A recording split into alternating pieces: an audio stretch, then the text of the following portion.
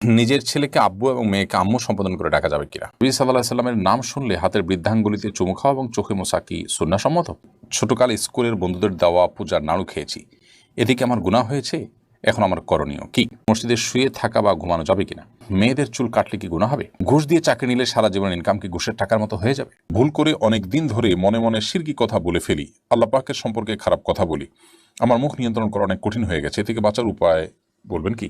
এতিম শিশু দত্তক নেওয়া সম্পর্কে ইসলাম কি বলে? তাদের সন্তান আছে এমন নয় যে বাচ্চা হচ্ছে না। চলুন তাহলে আর বিলম্ব না করে আপনাদের প্রশ্নের উত্তর দেওয়ার আলোকিত ভবনে আমরা প্রবেশ করি এবং শুরু করি আমরা প্রশ্নোত্তর দেওয়ার পালা। সাবিহা শান্তা আপনি লিখেছেন, মেয়েদের চুল কাটলে কি গুনাহ হবে? মেয়েদের চুল যদি কেটে আপনি ছেলেদের মতো করে ফেলেন বা কোনো ফাসিকা নারীর সাথে চুল কেটে তার আদলে তার স্টাইলে চুল রাখেন, তাহলে সেটা নিষিদ্ধের আওতায় পড়বে। এছাড়া এমনিতে চুল অনেক বড় হয়ে গেছে, একটু কাটলেন, তো এটা নিষিদ্ধ নয়। উম্মাহাতুল মুমিনিনদের থেকে চুল কাটা বিষয়ে প্রমাণিত আছে। কিন্তু এর মানে এই না যে ওই যে বললাম চুল কেটে আপনি পুরুষের মতো করে ফেললেন, যে নারী পুরুষ আলাদা করার কোনো সুযোগ নেই, অথবা আপনার কোনো ফাসেকা নারীর চুলের স্টাইল আপনি ধারণ করলেন, সেরকম যদি হয় তাহলে নিষিদ্ধের আওতায় পড়বে। কারণ মান তাশাব্বাহা বিকওমিন ফাহুমিনহুম, যে ব্যক্তি কোনো জাতির সাদৃশ্য গ্রহণ করে সে তাদের অন্তর্ভুক্ত হবে। তাছাড়া নবী সাল্লাল্লাহু আলাইহি ওয়াসাল্লাম বলেছেন, লাআনাল্লাহুল মুতাশাব্বিহাত মিনান নিসাই বির-রিজাল, যেসব নারীরা পুরুষদের সাথে বিভিন্ন তাদের আচার আচরণ, তাদের কাজকর্ম, পোশাক আশাক ইত্যাদিতে কোনো পুরুষের সাথে সাদৃশ্য গ্রহণ করে সে তাদের অন্তর্ভুক্ত হয়। অতএব সে জিনিসটা যেন না হয় সেটা খেয়াল রাখতে হবে। এটা খেয়াল রেখে আপনি যদি চুল কাটেন, খুব বেশি লম্বা হয়েছে, আপনি চুলের কিছু অংশ কাটলেন, তাহলে সেটা নিষিদ্ধের আওতা পড়বে না ইনশাআল্লাহ। তার নারুজ্জামান সরকার এআইডি থেকে আপনি লিখেছেন,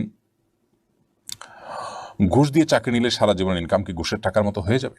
না, ঘুষের টাকা দিয়ে, ঘুষ দিয়ে যদি চাকরি নেন, চাকরিটা যদি হালাল হয় তাহলে আপনার সারা জীবনের ইনকামটাই হারাম হয়ে যাবে, এটা সেরকম না। তবে ঘুষ দিয়ে চাকরি দিয়ে যে অন্যায় করেছেন সেটুকু আপনি হারাম কাজ করেছেন, এবং তার জন্য আল্লাহর কাছে আপনাকে তওবা করতে হবে, ইস্তেগফার করতে হবে, এবং গুনাহ থেকে বেরিয়ে আসার জন্য চেষ্টা করতে হবে। পরবর্তীতে যেন আর কখনো না হয় ভুল, সে চেষ্টা করতে হবে, কিন্তু পরবর্তীর উপার্জনগুলো আপনার এর কারণে সবগুলো হারাম হয়ে যাবে না। মাসুম রানা লিখেছেন, ভুল করে অনেক দিন ধরে মনে মনে শিরকি কথা বলে ফেলি, আল্লাহ পাকের সম্পর্কে খারাপ কথা বলি, আমার মুখ নিয়ন্ত্রণ করা অনেক কঠিন হয়ে গেছে, এ থেকে বাঁচার উপায় বলবেন কি? ভাই মাসুম রানা, এরকম সমস্যার কথা আমি আরো অনেকের কাছ থেকে শুনেছি। এগুলোর জন্য প্রথমত আপনি কোনো ভালো মানসিক ডাক্তার দেখাবার চেষ্টা করেন। দ্বিতীয়ত, অনেক সময় নানা রকমের ব্ল্যাক ম্যাজিকের কারণে এই ধরনের সমস্যা হয়ে থাকে। আমি আপনাকে অনুরোধ করব যে ভালো কোনো রাকি সেরাই ঝাড়ফুঁক যিনি করেন এরকম কারো শরণাপন্ন হবেন। অনলাইনে বিভিন্ন রুকিয়ার গ্রুপ আছে, সেই সমস্ত গ্রুপগুলোতে আপনি বিচরণ করতে পারেন এবং সেগুলো থেকে আপনি পরামর্শ নিতে পারেন। বিশেষ করে এই জাতীয় আপনার ইমান নষ্ট হওয়ার জন্য সেহের বা ব্ল্যাক ম্যাজিক করা হয়, নিজের নিয়ন্ত্রণের বাইরে মানুষ চলে যায় এবং বুঝতে পারে সে অন্যায় করছে, তো এগুলোর জন্য আপনি রুকিয়ার আশ্রয় নেবেন। আর অনেক সময় হয় কি, এগুলো মনে মনে শুধু আসতে থাকে, মনে মনে আসাটা মানসিক সমস্যা, মুখে উচ্চারণ হয়ে যাচ্ছে, সেটা সেহেরের চূড়ান্ত পর্যায়ে হওয়ার আশঙ্কা আছে। তো সেটা রাখিয়ে ভালো বলতে পারে, তাদের সাথে আপনি যোগাযোগ করতে পারেন। কিন্তু মনে মনে যদি এই সমস্ত জল্পনা কল্পনা আসে, সেটাকে আপনি খুব বেশি সিরিয়াসলি নেওয়ার কোনো কারণ, অর্থাৎ এর কারণে আপনার কোনো গুণ হবে না, কারণ আপনি ইচ্ছাকৃত এটাকে এনে বিশ্বাস করছেন, এটাকে লালন পালন করছেন, নিজের মধ্যে ধারণ করছেন, ব্যাপারটা সেরকম না। এটা এসে যাচ্ছে, শয়তান আনছে। সাধারণত এরকম পরিস্থিতি তৈরি হলে বাম দিকে 3 বার প্রতীকী থুতু, প্রতীকী থুতু মানে হলো থুতু ফেলার মতো করে 3 বার ফেলবেন বামে, থুতু নয়, জাস্ট প্রতীকী ফেলার মতো করে আপনার থুতু করবেন, এবং সেই সাথে আমানতু বিল্লাহি ওয়া রাসূলিহি পড়বেন, এবং আউযু বিল্লাহি মিনাশ শাইতানির রাজীম এটা পড়বেন। আরেকটা দোয়া পড়বেন, আল্লাহুম্মা জাআল ওয়াসাবিসা কলবি খাশিয়াতাক, আল্লাহ আমার অন্তরে যত ওয়াসওয়াসার কুমন্ত্রণা আছে এগুলোকে আপনার ভয় দিয়ে আপনি পরিবর্তন করে দিন, আল্লাহুম্মা জাআল ওয়াসাবিসা কলবি খাশিয়াতাক। এভাবে আপনি আল্লাহ তাআলার কাছে দোয়া করবেন। তাহলে আমরা 3টি আমলের কথা বললাম, প্রতীকী থুতু ফেলা, আউযু বিল্লাহি মিনাশ শাইতানির রাজীম পড়া, এবং আমানতু বিল্লাহি ওয়া রাসূলিহি, আল্লাহ এবং তার রাসূলের প্রতি আমি ঈমান আনলাম, এই কথা বলা। এই আমলগুলো আপনি করবেন, ইনশাআল্লাহ আল্লাহ তাআলা আপনাকে হেফাজত করবেন। সুমায়াত নুসরাত আপনি লিখেছেন, এতিম শিশু দত্তক নেওয়া সম্পর্কে ইসলাম কি বলে? তাদের সন্তান আছে এমন নয় যে বাচ্চা হচ্ছে না। এতিম শিশু দত্তক নেওয়া খুব ভালো কথা, কিন্তু সেটা উদ্দেশ্য হবে আপনার সন্তানকে উপকার করা, তার অভিভাবকত্ব গ্রহণ করা। যেমন এই যে সন্তান আছে বলেছেন আপনি, বাচ্চা হচ্ছে না এরকম না, যে তাদের সন্তান আছে তারপরে এতিম শিশু দত্তক নিয়েছে, এটা খুবই প্রশংসনীয় কাজ, এটাই হওয়া উচিত। সাধারণত আমাদের সমাজে দত্তক কারা নেয়?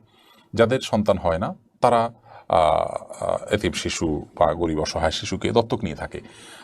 আল্লাহ তাআলা আমাকে শিশু দিয়েছেন, সন্তান দিয়েছেন, আমি সন্তানের বাবা মা আছি, এরপরে আবার আমি আরেকটা সন্তান দত্তক নিব, এটা মানুষ সাধারণত করে না আমাদের দেশে।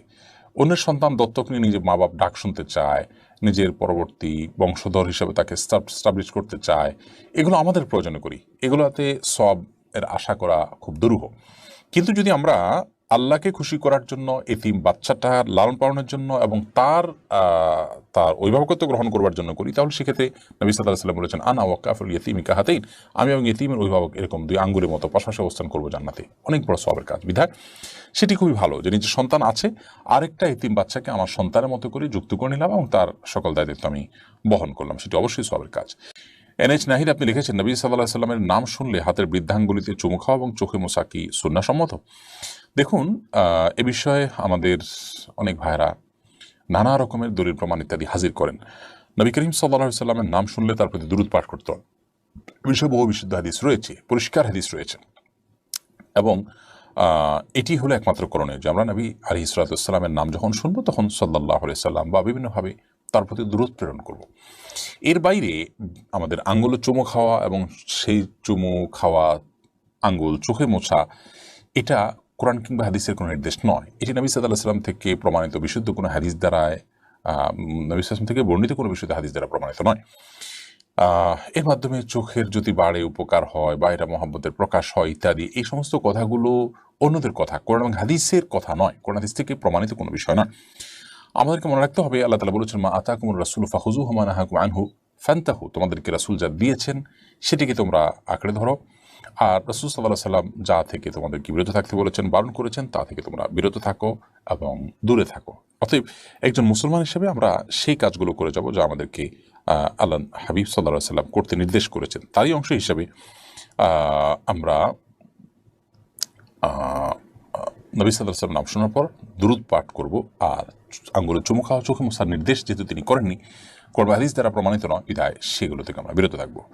এই পর্যায়ে আমি দেখতে পাচ্ছি SA হাবিব, আপনার প্রশ্নটি আপনি লিখেছেন, নিজের ছেলেকে আব্বু এবং মেয়েকে আম্মু সম্বোধন করে ডাকা যাবে কিনা? স্নেহের জায়গা থেকে বা মমতা করে তাদেরকে আব্বু বা আম্মু ডাকতে কোনো অসুবিধা নেই। এটা রূপকর্থে আব্বু আম্মু ডাকা হয়। আব্বু আম্মু ডাকার মানে এই না যে আমার কাগজে কলমে জন্মদাতা পিতা বা মাতা হিসেবে তাদেরকে ঘোষণা দিলাম, এরকম তো আর কেউ করে না। অতএব স্নেহের বসে তাদেরকে আব্বু কিংবা আম্মু ডাকাতে কোনো সমস্যা নেই। আশিক মোল্লা লিখেছেন, ছোটকাল স্কুলের বন্ধুদের দেওয়া পূজার নাড়ু খেয়েছি, এদিকে আমার গুনাহ হয়েছে, এখন আমার করণীয় কি? দেখুন, পুজো বা অন্য ধর্মাবলম্বীদের যে কোনো ধর্মীয় উৎসব উপলক্ষে যদি কোনো খাবার আমাদেরকে দেওয়া হয় মুসলমান হিসাবে, সে সমস্ত খাবার হালাল হলে আমরা গ্রহণ করতে কোনো অসুবিধা নেই। যদি সে খাবার বিশেষ কোনো কল্যাণ উদ্দেশ্যে খাওয়া হয়, যেমন প্রতিমার সামনে রাখা হয়েছে, এটা বিশেষ কোনো কল্যাণ বহন করে, সেই বিশ্বাস থেকে আপনি খান, তাহলে সেটা আপনার যে বিশ্বাস, ইমান, এর সাথে অসঙ্গতিপূর্ণ কাজ, সেটি অবশ্যই সঠিক নয়।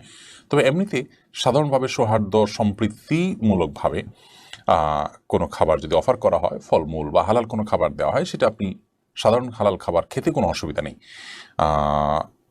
এর মধ্যে শরিয়ার বিশেষ কোনো নিষেধাজ্ঞা যদি যুক্ত হওয়ার মতো কিছু না থাকে, তাহলে সেক্ষেত্রে সাধারণ হালাল খাবার উৎসব উপলক্ষে দিলে সেটি নেয়াতে বা খাওয়াতে কোনো অসুবিধা নেই। এবং এ বিষয়ে আলী রাদিয়াল্লাহু তাআলা আনহু এবং আয়েশা রাদিয়াল্লাহু তাআলা আনহা আরও সিনিয়র অনেক সাহাবীদের আমল একেবারেই পরিষ্কারভাবে আমাদের কাছে রয়েছে, যে তারা বিভিন্ন ধর্মের অনুসারীদের দেয়া আপনার খাবার, হালাল খাবারগুলো তারা গ্রহণ করেছেন তাদের উৎসব উপলক্ষে, এমনকি অগ্নিপূজকদের উৎসব উপলক্ষে পর্যন্ত তাদের খাবার গ্রহণ করার কথাও কিন্তু আমরা জানি।